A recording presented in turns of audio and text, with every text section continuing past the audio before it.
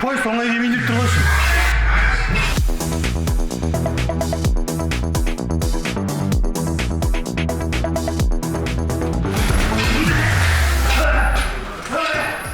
Жансеріктің алдағы бойына пойызға енді ол өте жақсы дайындықтамыз. Алдыңғы бойларға қарағанда осы да өте бәрі уақытылымен, секундына дейін, минутына дейін уақытымен как положено істеп жатыр. Дайындалып, енді иншалла Алла бұйырса пойыз керек деп отырық. Өзінің бір осыған дейін пойызға дейін 10 жыл өткен шығар арманы. Сол арманды бұйырса Алла нәсіп етсе орындайын деп отырық.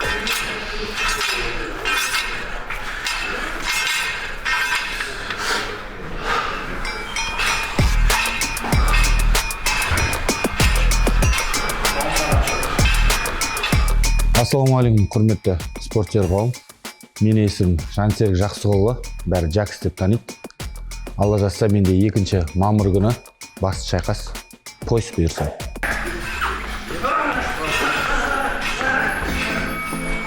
Қарсылас енді, ол да енді компьютер қағазы емес қой, енді ол енді мықты.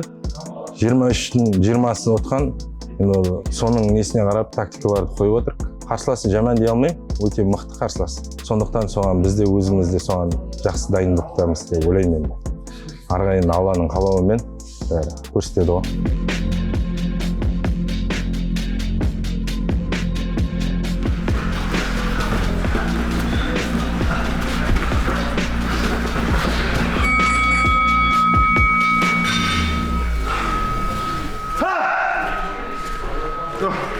Сөйлеп қыздырған ұнайды өзіме ше.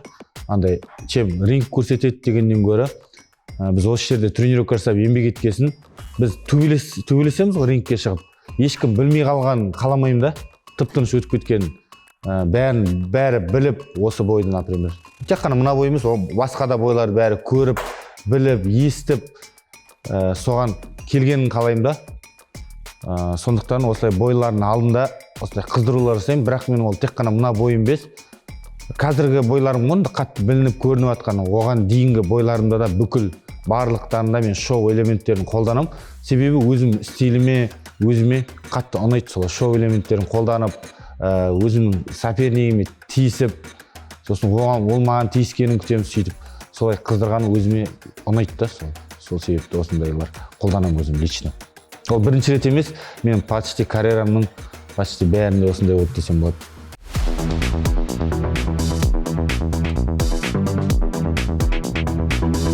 Пойыз отқан жағдайда болмай, енді кеше айтып жатыр ғой, 4 жігітті.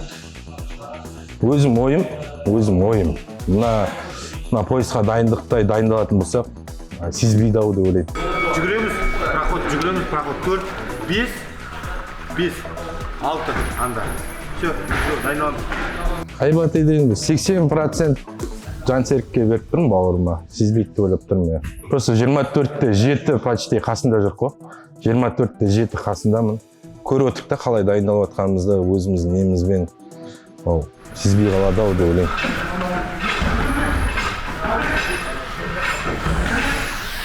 Боецтің соңғы жекпе-жегі белгілі болады ғой. Алдыңғы 2-3 бой алды маңызды емес.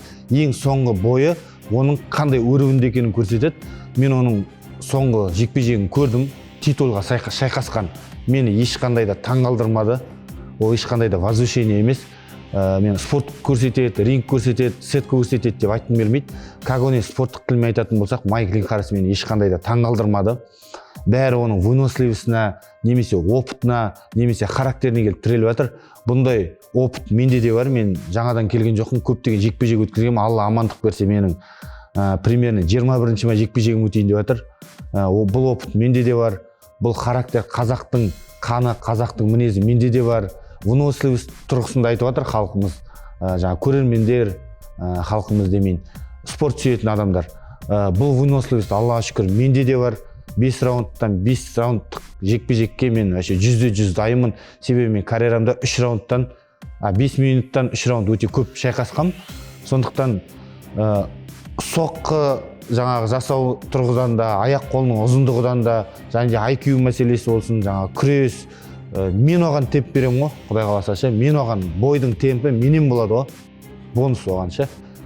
темпті өзім беретін боламын, сондықтан барлық жағынан мен одан бір бас немесе даже 2 бас жоғары тұр деп ойлаймын. Ол ешқандай да возвышение емес. Конкретно спортивный интерес Майкл Линхарис мені таңғалдырған жоқ. Және де чемпиондық атағын қорғай алмайды деп ойлаймын. Иншаллах, Аллах жазса, NU болады, қазақ еліне алып қаламын ғой поезды. Осы себепті мен осындай мәлімдеме жасаған болатынмын. Жансерік жақсы ғалама! Бұйырса майда 2 жыл болады бұл зал ашылғанына. Жансеріктің жалғыз өзі осы залды істеп отыр. Ол бізді келгенде бұл залда дым болмады. Бізде енді спонсор да жоқ, дым жоқ, өзіміз істеп отыр. Бізде енді Қазақстан әлем демей қой, енді Қазақстан спортсмендеріне дәлелдегіміз келеді. Ешқайда шықпай-ақ та осындай қарапайым залды да дайындалып, поисқа да алуға болатын. Главное дисциплина керек. Дисциплина жақсы болса, бәріне жетуге болады ғой.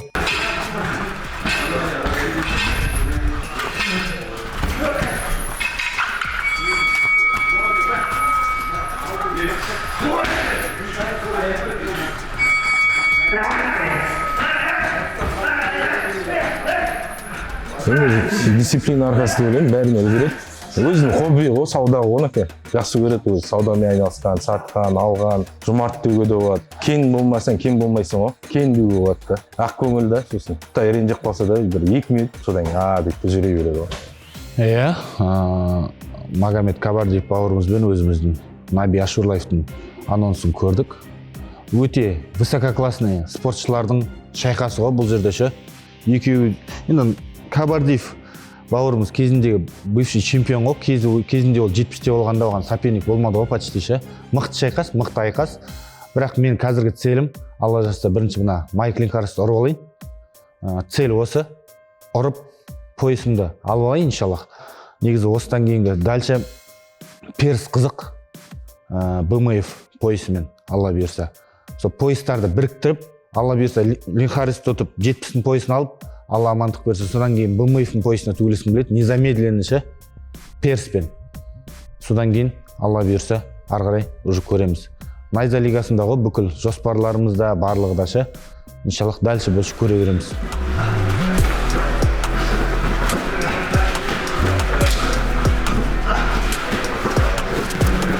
Менде қазіргі таңда 9 жеңіс бар. Біраз жеңіліс те көрдік.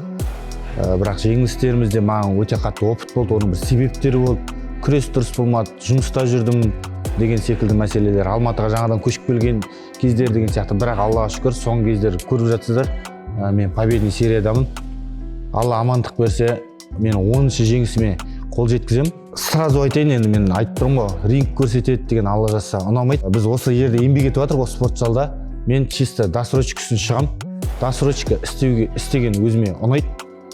Қанды жекпе-жектер көрсеткен ұнайды. Енді жұмысымыз осы ғой. Қанды жекпе-жектер көрсетіп, бұл ойынды жаңағы бұл жекпе-жекті уақытынан бұрын мерзімінен аяқтаймын деп ойлаймын. 3-ші раундтың аяғы немесе 4-ші раундтың аяғы Алла берсе түкко болады. Мен өзімді бір нокаутер немесе бір не демеймін, бірақ урон беру арқылы шаршатып, көптеген соққылар жаудырып, примерно дзе немесе шынтақ соққысымен Алла амандық беріп жатса, 4-ші раундтың аяғында бұл бітетін шығар деп ойлаймын осылай. Осындай мәлімдеме жасаймын, Алла амандық берсе. Ешқандай да возвышение емес, чисто спортивный интерес қой. Бірақ 5 раундтық жекпе-жекке созылмайды, иншаллах.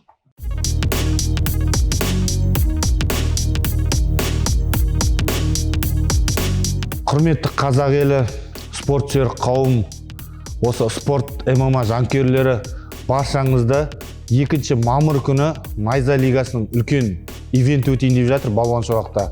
Сіздерге сол жерге баршаңыз шақырам. Бұл жерде бас жекпе-жек бразилиялықтан бұйырса поясты Қазақстанға алып қалам. Өте қанды да мықты шоу болады. Мен сіздерге сөз берем. Келіңіздер, көріңіздер, қолдаңыздар.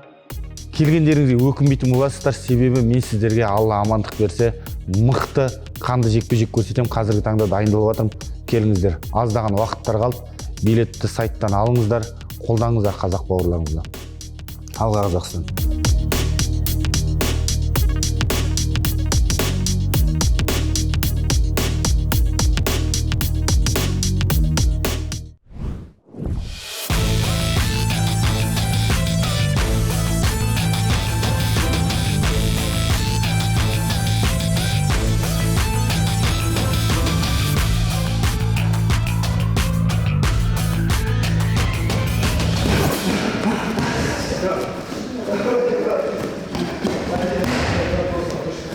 Всем ассаламу алейкум. Я Нуранов Ирмек, тренер бойцовского клуба Нурбатыр Тим, город Алматы. Подготовка Мураджана Юсупова проходит отлично.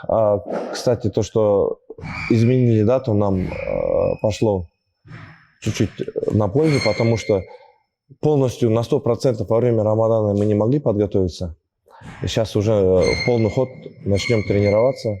То есть подготовка идет на высшем уровне.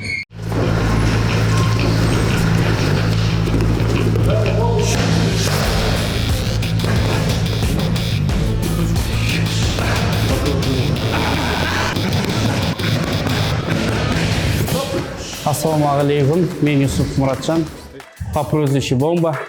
Найза 82-ші турнирінде өнер көрсетемін. Иә, болды өзгерістер, күрес жағын дамытты көбінесе. Функциональный, полный осы 77-ге біз дайындалып келе жаттық. Өнерімізді Найза 82-ші турнирінде өнер көрсетеміз, жақсылап. Сөйтіп көресіздер.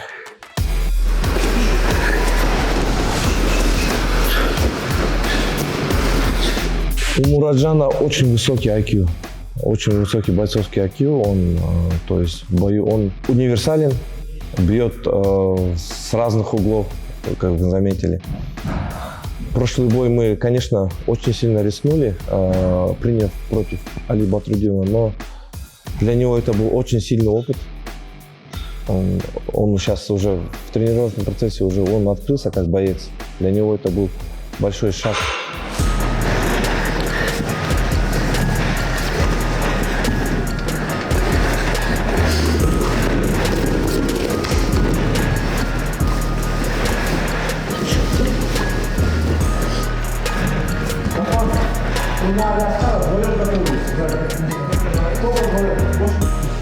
IQ. Өзім IQ жағым мықты деп ойлаймын енді. IQ жағым енді стойкам, одан қарағанда мықты. Мерзімнен бұрын аяқтаған дегенде мен де өзім бойларымда мерзімнен бұрын аяқтағам. Нокаутпен де, решением судья. Бұл енді соңғы бұл жекпе-жегімнен кейін көбісі енді қарсылас ретінде көрмейтін шығар. Бірақ сол мені мотивировать етеді көбінесе. Маған деген сенбеушілік, көп деген сондай бір пікірлер болса, ол маған керісінше мотивация береді. Көбінесе алға қарай ұмтыламын.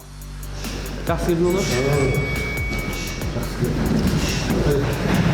Подтяжка істейміз бұл.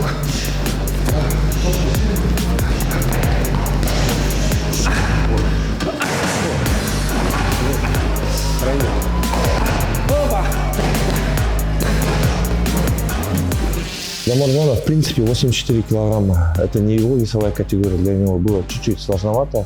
И в плане борьбы, конечно, Али Батрудинова, надо признать, у него борьба на хорошем уровне. Мы работаем над ошибками. Есть, конечно, кое-какие ошибки, но над ними мы работаем. Я думаю, следующий бой Мураджан выйдет в новой версии себя. Это будет другой уровень.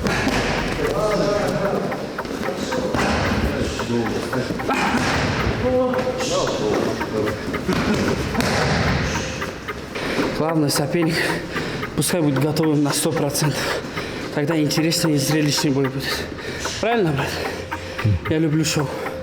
Я люблю показывать всем хороший, интересный бой.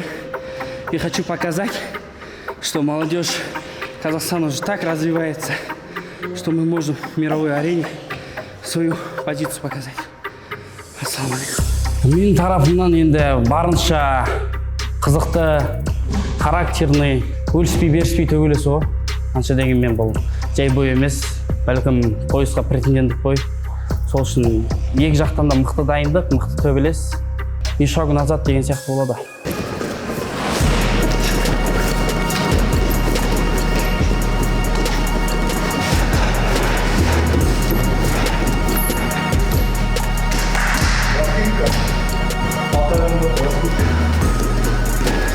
Дулат Кинезбеков, ему ассаламу алейкум, мы его хорошо знаем. Вместе тренировались. Он на старте своей карьеры вне площадки Найзы выступал тоже с моим другим учеником, Заманбек Жусупбеков. В принципе, хороший парень, он вырос, он тоже на месте не стоит. С Асифом, тренером его Агаем, тоже мы разговаривали, я ему звонил, чтобы не было никаких обид, это спорт.